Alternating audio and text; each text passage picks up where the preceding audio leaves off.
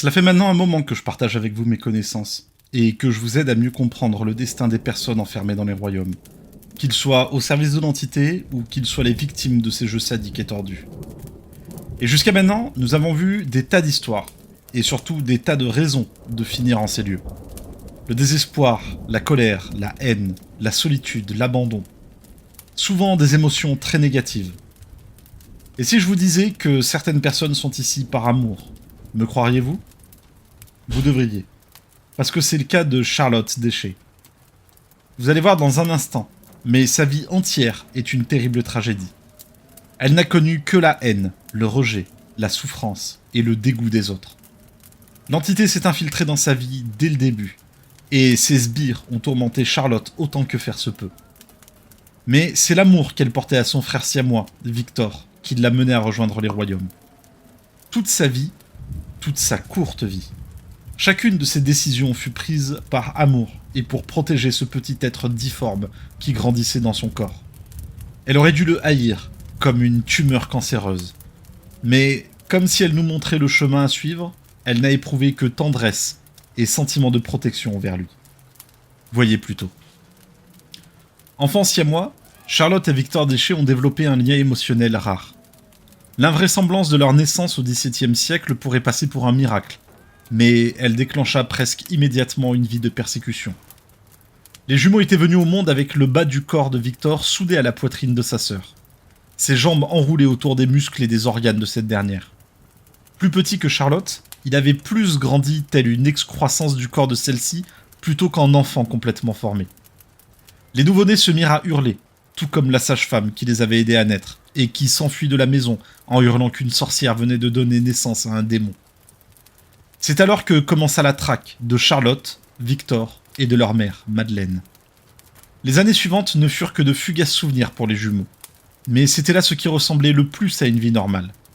Ils s'imaginaient que tous les enfants vivaient le même périple avec leur mère, que les parties de cache-cache dans la campagne française n'avaient rien d'exceptionnel. À l'âge de 5 ans, ils durent faire face à un nouveau défi quand leur mère tomba malade. Pâle et épuisée, Madeleine n'eut d'autre choix que de déléguer la recherche de nourriture à Charlotte.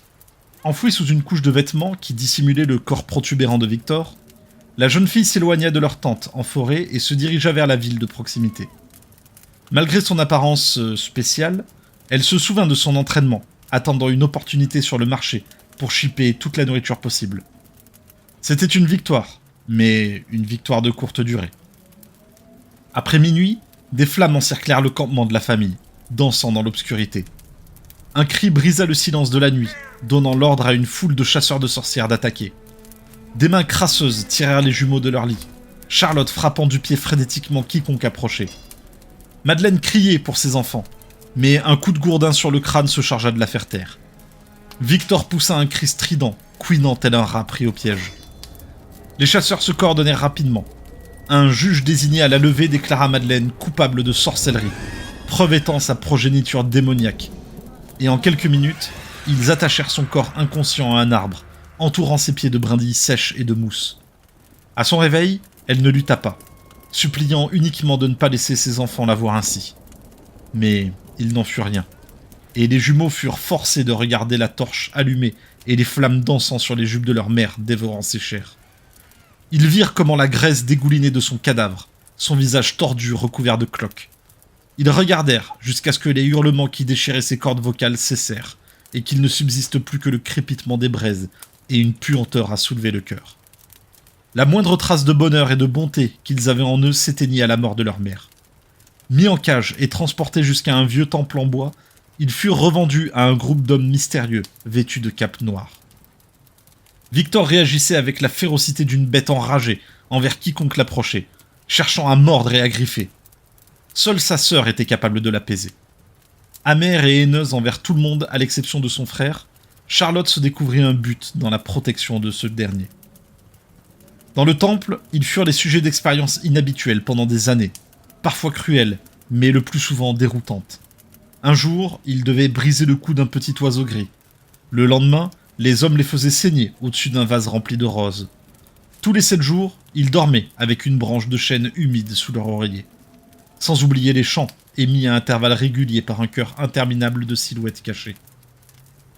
En temps voulu, une expérience finale fut planifiée. 2 silhouettes guidèrent les jumeaux au centre du temple, maintenant Charlotte sur un autel dans une pièce éclairée par des candélabres. Le visage ridé d'un homme les scruta sous sa capuche, appliquant une main sur le front de chaque jumeau et procédant à un examen attentif de leur crâne. Il prononça les mots « Memento Mori », tandis qu'il s'emparait d'une lame brillante. Charlotte se jeta sur le côté, éloignant son frère de l'autel.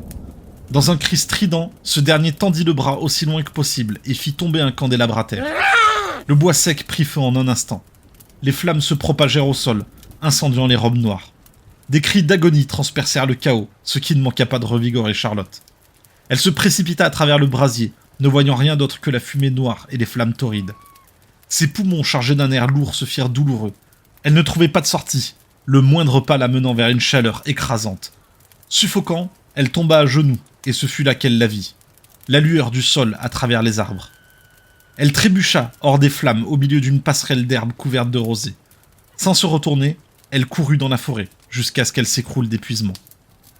Lorsque Charlotte ouvrit les yeux, elle chercha la main de Victor. Il n'essaya même pas de bouger, son corps suspendu à son torse, inerte. Elle saisit son visage et observa ses yeux tristes et immobiles.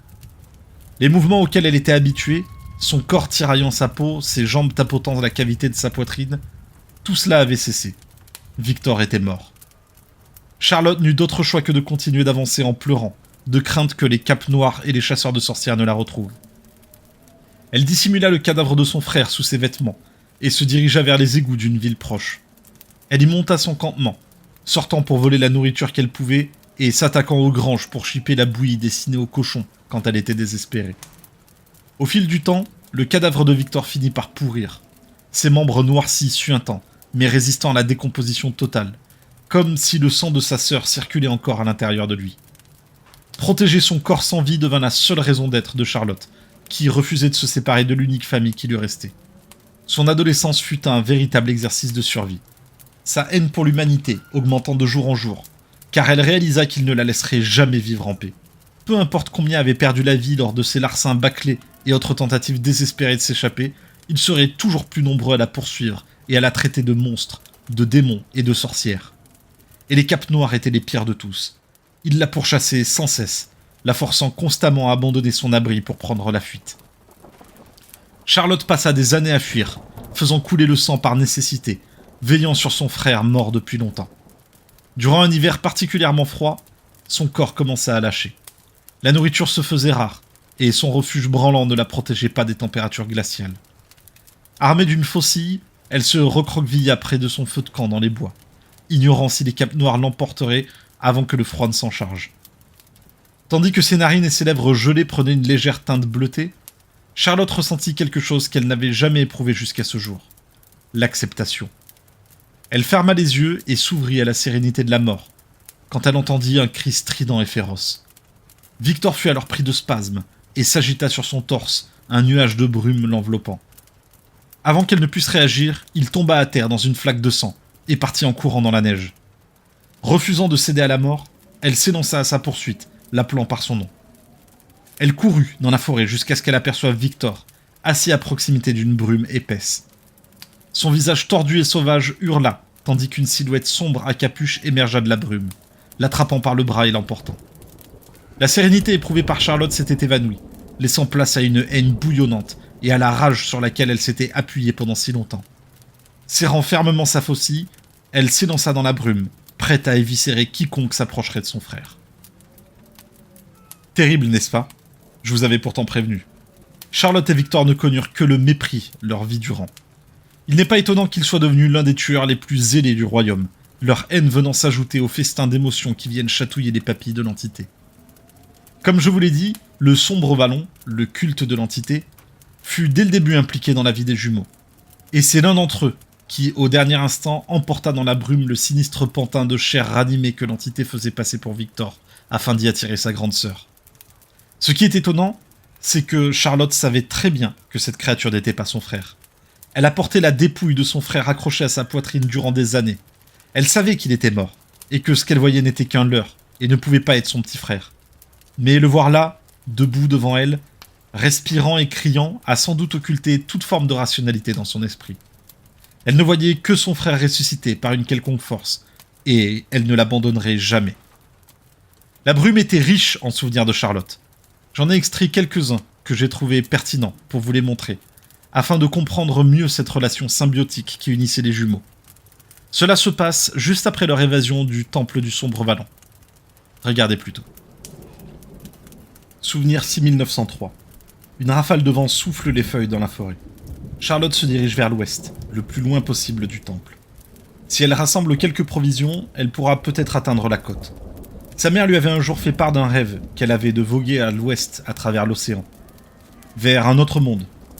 Peut-être que Charlotte pourrait laisser cet endroit détestable derrière elle et trouver un nouveau foyer. Une branche craque derrière elle. Elle se retourne, serrant instinctivement Victor contre son cœur. Est-ce que quelqu'un les suit ? Elle se hâte sur son chemin et atteint un pont de pierre menant à un village sur une colline moussue. C'est risqué de faire halte au village, mais elle a besoin de provisions. Charlotte place Victor dans l'écharpe nouée autour de son torse. Il est trop faible pour bouger, trop faible pour parler. Ce que les manteaux noirs lui ont fait au temple l'a changé. Pour qu'il regagne ses forces, elle a besoin de mettre la main sur de la nourriture et des médicaments. En descendant les rues étroites du village, elle parvient jusqu'au marché. Sa mère lui a enseigné comment obtenir ce dont elle avait besoin à l'étal des vendeurs. Détourne leur attention et ne prends que ce que tu peux emporter. Pars avant qu'on te remarque. Mieux vaut être en sécurité que capturé. Elle repère un vendeur d'herbes et d'onguents. Les médicaments sont une priorité. Charlotte rabat sa capuche sur son visage et s'approche lentement de l'étal. Puis elle attend une occasion. Lorsque le vendeur se tourne pour s'adresser à un autre client, elle tend le bras et saisit quelques fioles. Puis elle repère une pile de fruits à l'arrière de l'étal. Risqué. Mais la douce fragrance des pommes mûres est un enchantement. Elle jette un coup d'œil au vendeur, occupé à marchander. Elle s'accroupit et se glisse lentement derrière lui. Lorsqu'elle atteint le panier de fruits, elle voit ce qui se trouve en dessous. Du fromage affiné. Elle en prend un gros morceau et le fourre dans son sac avec quelques pommes. Puis elle s'accroupit sous l'étal et repart par le même chemin, laissant le vendeur derrière elle. Elle descend la rue en toute hâte, là où les mendiants brûlent des ordures. En dépit de la puanteur, la chaleur des flammes est réconfortante. Soudain, une lourde main s'abat sur son épaule. Un homme imposant, tenant un arc à la main, la fixe du regard. Il sourit de manière menaçante. « Les chasseurs parlaient de toi. Tu vas faire de moi un homme riche, petite. » Charlotte flanque un coup de pied dans le tas d'ordures en feu et les braises se répandent sur le sol, embrasant une flaque de vin. La panique se répand plus vite que les flammes, alors que plusieurs villageois poussent les mendiants qui tentent de lutter contre le feu. Au milieu du désordre, Charlotte décampe, mais le villageois menaçant saisit son arc, l'arrêtant net. En proie à la panique, elle déchire la bretelle de son sac et laisse son contenu se répandre à terre. Puis elle court à toute vitesse jusqu'à ce qu'elle atteigne le pont de pierre. En regardant par-dessus son épaule, elle voit une fumée noire et épaisse qui s'élève en volute au-dessus du village. Son estomac se retourne. Elle a vu jadis un visage léché par les flammes, les joues calcinées comme des feuilles craquantes. Elle se mord la langue, s'efforçant de réprimer le souvenir. Elle ne peut pas ralentir. Les villageois pourraient être encore à ses trousses. Elle se dirige dans le bois, courant jusqu'à ce qu'elle ne puisse plus sentir la fumée dans l'air. Souvenir 6904. Charlotte parvient à un coin boueux dans les bois. Aller plus loin dans cette direction laisserait une piste d'empreinte. Elle ne peut pas prendre un tel risque maintenant. L'un des villageois pourrait être encore sur ses traces. Le fleuve est la seule route sûre puisqu'il ne laissera aucune empreinte. Elle marche dans l'eau glacée, ses bottes trop grandes soulevant des gerbes d'eau. Ses vêtements sont trempés en quelques secondes, et lorsque le vent hurle, sa chair gelée s'embrase. Après plusieurs heures de marche dans une eau glacée, elle atteint le pied d'une colossale chute d'eau, la fin de la route. Un plateau se trouve au-dessus, à mi-chemin entre le fleuve et le sommet de la chute d'eau. Ça représente une escalade difficile, mais pas impossible. Si elle atteint ce plateau, la vue lui permettra de repérer tout villageois sur la piste. Elle pourrait dormir à point fermé pour la première fois depuis des semaines. Elle baisse les yeux sur Victor, emmitouflé dans son écharpe, et elle voit combien il a l'air pâle. Ils ont tous les deux besoin de repos. Charlotte examine la paroi rocheuse qui entoure la chute d'eau, à la recherche de prises dans le relief de la roche. Puis, elle resserre son écharpe autour de Victor pour qu'il soit bien maintenu. Elle atteint la falaise et saisit le mur de pierre. Elle monte d'abord un pied, puis l'autre. Ses bras se fatiguent des premiers. Elle pose le pied droit sur une excroissance rocheuse et transfère son poids pour reposer ses muscles. mais son talon glisse dans sa chaussure trop grande. Ignorant la douleur de ses bras, elle s'agrippe à la falaise et pousse fort son pied contre le rocher pour forcer la botte à remonter. Mais le rocher bouge sous la pression et se détache. Soudain, il n'y a plus rien que de l'air sous son pied droit. Le rocher dégringole de la falaise avec sa botte et plonge dans le fleuve. Les bras de Charlotte tremblent et elle ne peut pas bouger. Ses doigts glissent un par un. Elle dégringolera bientôt comme ce rocher, plongeant vers une mort certaine. Sa respiration devient haletante. Est-ce la fin ? Elle a promis à Victor qu'elle le sauverait, qu'il serait libre un jour. Est-ce ce qu'elle peut faire de mieux ? Un plongeon brutal vers leur trépas ? Non, elle lui a promis, et elle le sauverait. Comme elle avait sauvé maman ? Charlotte ferme ses yeux qui picotent. Son dernier doigt est en train de glisser. Souvenir 6905. Charlotte sent quelque chose de froid contre son épaule. Elle ouvre les yeux et y voit la main de Victor. C'est leur signal. Il tapait son épaule quand il avait besoin de quelque chose. Elle lui tenait la main quand elle avait besoin de son attention. Mais il est trop faible pour bouger. A-t-il changé de position quand le rocher a glissé sous son pied ? À moins qu'il n'ait peur, comme elle ? Peut-être la supplie-t-il de la sauver ? Charlotte prend une grande inspiration, ignorant la brûlure de ses bras. Elle lève les yeux et aperçoit un autre gros rocher à sa droite, un peu plus haut. Si elle se jette en avant, elle pourrait l'atteindre. Mais un seul faux mouvement et elle finira dans le fleuve, la tête écrasée sur les rochers. Son cœur bat la chamade, mais elle n'est plus paralysée. Victor a besoin d'elle, et elle fera n'importe quoi pour le sauver.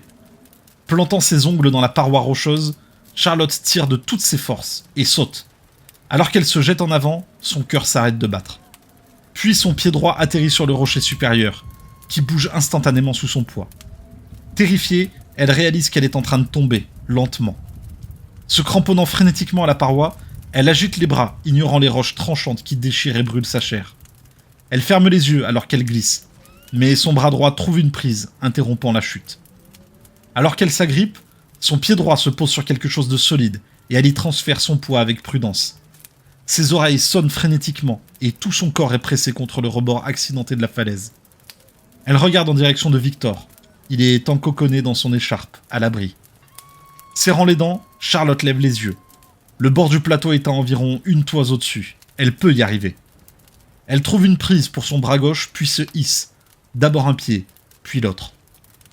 Et ainsi de suite, pendant ce qui semble être une éternité.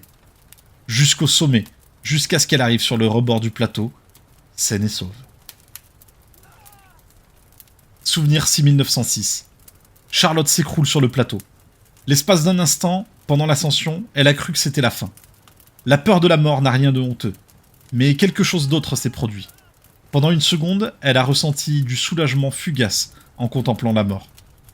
Et ceci l'inquiète plus que les chasseurs de sorcières, plus que les manteaux noirs, parce que ça signifie qu'elle a trahi Victor. L'espace d'un instant, elle l'a abandonné. Comment a-t-elle pu être aussi lâche, aussi égoïste ? Charlotte presse sa main contre la joue de son frère. Glacée. N'a-t-il pas déjà péri ? Non. Elle ne pourrait pas l'accepter. Le perdre serait comme s'allonger dans une tombe et attendre que la terre l'étouffe. Il est elle et elle est lui. Ils ne sont qu'un. Elle caresse sa joue pâle. Je te promets qu'un jour je t'emmènerai loin d'ici et que nous serons à l'abri, pour toujours. Un brouillard noir s'enroule à ses pieds, tandis que ses paupières deviennent lourdes et que ses yeux se ferment. Souvenir 6907. Charlotte ouvre les yeux. Elle se redresse lentement sur son séant. Elle a dû s'évanouir. Au lieu de contempler la vue, elle regarde Victor qui semble assoupi. Est-il... Non. Charlotte pouvait voir de la couleur sur ses joues. Il va aller mieux. Se remettant debout, elle examine les environs. Une forêt d'arbres s'empervirant se dresse devant. Et derrière elle, elle étouffe une exclamation devant la vue. D'immenses pins se répandent à l'ouest de la grève, où le déferlement des vagues sombres fait osciller un long quai. Un port de navire en direction de l'ouest. Pour admirer la vue de l'océan, Charlotte s'assied sur un lit de branches moelleuses. Le soleil se couche, éclaboussant le ciel de sang. Elle desserre son écharpe, dévoilant le visage de Victor pour qu'il puisse voir les bateaux. Elle lui prend la main, glacée et molle. Charlotte étouffe un sanglot. Tout va bien. Victor est juste affaibli par le périple. Il est toujours là avec elle. Cette nuit, ils se reposeront et il ira mieux. En contrebas, de grands navires font voile vers l'horizon brumeux, allant toujours plus loin à l'ouest. Il lui rappelle le rêve de sa mère. Quand les manteaux noirs se livraient au pire sur elle, elle se cramponnait à ses paroles. Charlotte n'avait jamais vraiment cru au rêve de sa mère de voguer vers l'ouest. C'était juste une belle évasion. Mais il est temps de croire désormais. Un nouveau rêve pour une nouvelle vie. Charlotte ôte sa coiffe et l'enroule autour des mains de Victor. Sais-tu ce qui se trouve par-delà l'horizon ? Maman me l'a dit un jour. Elle rêvait de cet endroit juste avant de tomber malade. Elle disait qu'il y a un autre monde de l'autre côté de l'océan. Un endroit avec des fleuves cristallins et un sirop délicieux qui coule des arbres. Un tout autre monde où nous serions libres. Tu vois ce grand navire là-bas ? Aucune réponse. Peut-être que Victor craint de rêver tout haut. Certains rêves sont trop délicats pour être exprimés. Mais pas ceux de Charlotte. Elle essuie une goutte de pluie du front pâle de son frère. Tout ira bien, Victor. Imagine le voyage avec moi. Un jour, on voguera très loin d'ici. On dormira dans un lit suspendu fait de cordes. Notre lit se balancera sous le roulis des vagues, et son bercement nous endormirait. Après quelques semaines, on toucherait terre. Puis, on trouverait une petite maison près d'une crique. Le matin, on travaillerait dans un champ de culture dorée. Chaque jour, on boirait le soleil et on mangerait la lune. Et aucune tempête ne nous toucherait. Aucun homme ne nous brûlerait. Aucun monstre ne nous ferait du mal. On vivrait ensemble et libres. Nos vies seraient si normales que nos aventures te manqueraient. Peut-être qu'un jour, cette vue te manquera. Je te le promets. Un jour, nous serons libres. Nous trouverons un endroit rien qu'à nous. Tous les trois. Sa voix se brise. Non. Ils ne seront plus jamais ensemble tous les trois. Leur mère n'est plus. Charlotte baisse les yeux sur Victor. Il est si faible qu'elle peut à peine voir sa poitrine se soulever. Non, il est simplement malade. Il a juste besoin de se reposer. Elle ne peut pas prêter la moindre attention à ses doutes. Sinon, elle serait la prochaine à mourir. Et alors, ils seraient perdus tous les trois. Charlotte ferme les yeux. Elle peut presque sentir les feuilles luxuriantes caresser ses jambes, tandis qu'elle court dans un champ sans clôture. Victor rit dans ses bras, et ils sont très loin d'ici. Souvenir 6908. Des vents glacés hurlent contre la falaise comme des bêtes affamées. Un oiseau chanteur réveille Charlotte. Elle ouvre les yeux, sentant chaque centimètre de son corps protester de douleur. Sa gorge semble enduite de sable. Ses tempes palpitent, et elle se sent nauséeuse. Elle baisse les yeux sur Victor, qui est devenu plus pâle au cours de la nuit. Ses doigts se referment en un point. Comment est-elle censée prendre soin de son frère alors que sa propre mère a échoué ? Elle se sent tellement perdue sans elle. Levant les yeux, elle repère l'oiseau chanteur, un petit moineau. Des images défilent dans son esprit, des plumes douces, des griffes aiguës et un cou fragile entre ses mains. Du sang dégoulinant de son front, tandis que les manteaux noirs la battaient, jusqu'à ce qu'elle entoura le cou du moineau de ses mains et qu'elle le tordit. Ils l'ont forcée à accomplir des choses monstrueuses, mais elle n'est pas un monstre. Et pourtant, on la traite comme telle. Et pourquoi ? Parce que Victor fait partie d'elle et qu'elle fait partie de lui ? Ils ne font qu'un, unis par le sang et l'os. Ils pleurent 2 fois plus de larmes quand ils ont mal. Ils rient 2 fois plus quand ils sont heureux. Et même dans leurs moments les plus sombres, ils ne sont jamais seuls. Côte à côte pour toujours. Qui d'autre pourrait en dire autant ? Et pourtant, ils payent un lourd tribut pour ce don. Ils sont un seul sang et un seul os. Si l'un périt, que reste-t-il ? Souvenir 6909. Le ciel nocturne est dégagé et moucheté d'étoiles. Charlotte se sent trop malade pour bouger. Victor doit se sentir encore plus mal. Mais est-ce bien le cas ? Un grognement sourd et sauvage résonne dans les bois. Charlotte peut à peine voir devant, mais les poils de sa nuque se dressent. Une chose dans les ténèbres l'observe. Elle saisit la main de Victor. Reste calme. Tenant une grosse branche dans sa main tremblante, elle marche en direction du bruit. Les loups sont connus pour chasser loin des villages. Plus elle ira loin, plus grands seront les risques d'en croiser. Tout en examinant les ténèbres, elle repère une trace cramoisie sur la neige scintillante. Plus loin, un grand loup gît dans la neige, sa fourrure grise maculée de sang. Une flèche est plantée dans son cou. Les chasseurs ont dû l'abandonner là, à la mort.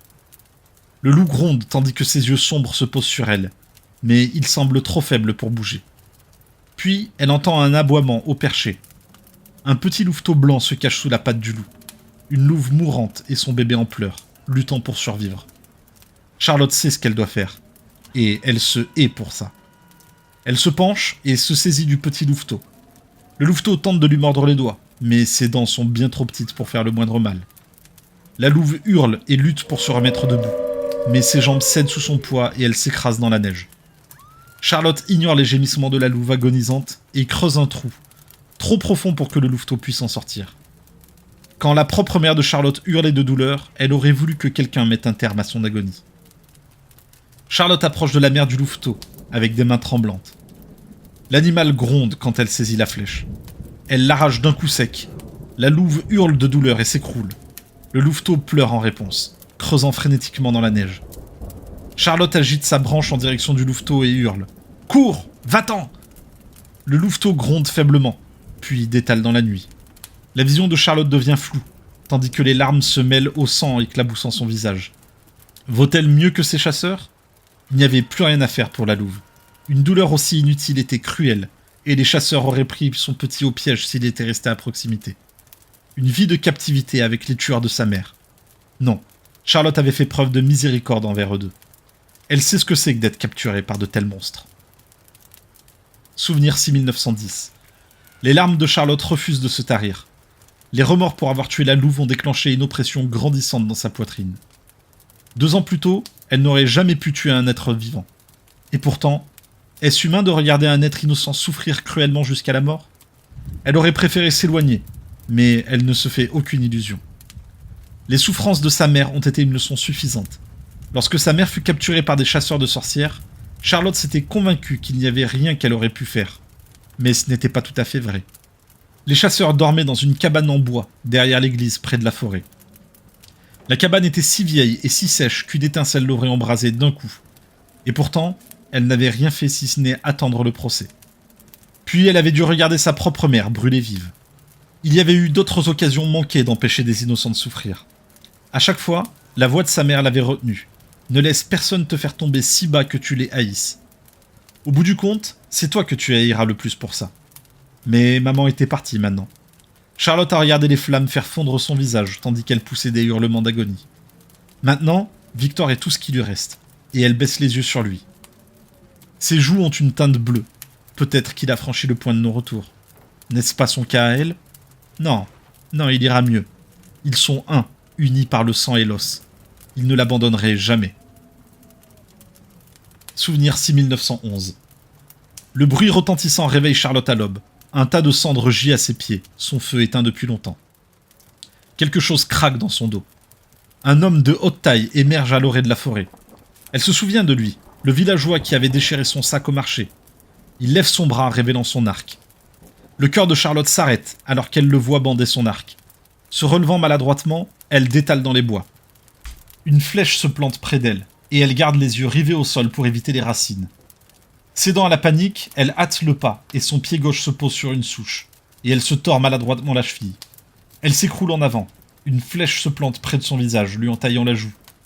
Charlotte étouffe un hurlement, tout en se relevant. Sa cheville palpite douloureusement, puis quelque chose de tranchant lui frappe la jambe, et tout se ralentit. Tombant à genoux, elle baisse les yeux et voit une flèche plantée dans son mollet. Une secousse électrique la parcourt, et elle hurle de douleur. Haletant, elle baisse les yeux sur Victor. Ses yeux sont vides d'expression, comme s'il était prêt pour la mort. Elle lui a fait une promesse. Souvenir 6912. Charlotte serre les dents et fait un pas en avant, traînant sa jambe blessée. La douleur est une torture, mais elle l'ignore. Victor a besoin d'elle. Levant les yeux, elle aperçoit un grand chêne surmontant une petite colline. Elle pourrait s'y cacher. Chaque pas en montant la colline est un cycle épouvantable de déchirement et de brûlures. Elle se mord la langue pour étouffer ses cris et goûte son sang. Une fois au sommet, elle se cache derrière le chêne pour reprendre son souffle. Mais sa vision devient floue et elle s'effondre dans un tas de feuilles mortes. La pointe de la flèche a plongé sous sa peau, déchirant les tissus. Elle presse avec sa paume sa blessure brûlante. Tant de sang. Ses oreilles sonnent. Nulle part où courir. Aucune fuite. Faire voile vers le nouveau monde est un rêve impossible. Une branche craque derrière elle. Charlotte caresse la joue de Victor. Ils sont un, unis par le sang et l'os. Il est elle et elle est lui. Si l'un périt, que reste-t-il ? Gémissante de douleur, elle s'assied lentement. Rien ne les séparera. Pas même la mort. Ils sont côte à côte pour l'éternité.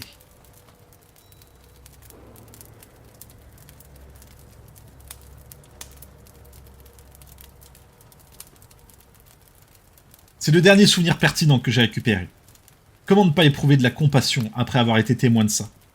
Comment ne pas éprouver de la colère et de la rancœur envers les gens qui ont opprimé les jumeaux sous le seul prétexte d'être nés différents?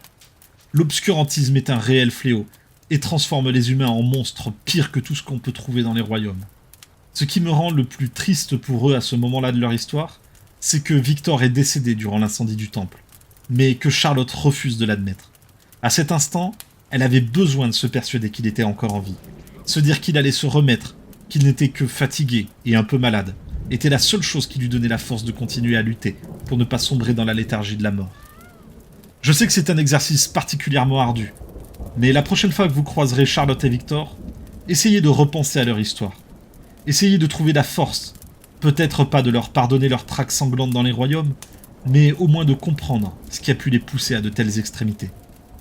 C'est pour cela que je m'efforce de partager avec vous ces vies, pour qu'ensemble, nous puissions comprendre ce qui a pu amener les gens à devenir ce qu'ils sont en ces lieux. Parce qu'ici, dans les royaumes, chaque histoire mérite d'être racontée, tant qu'il y aura quelqu'un pour l'écouter.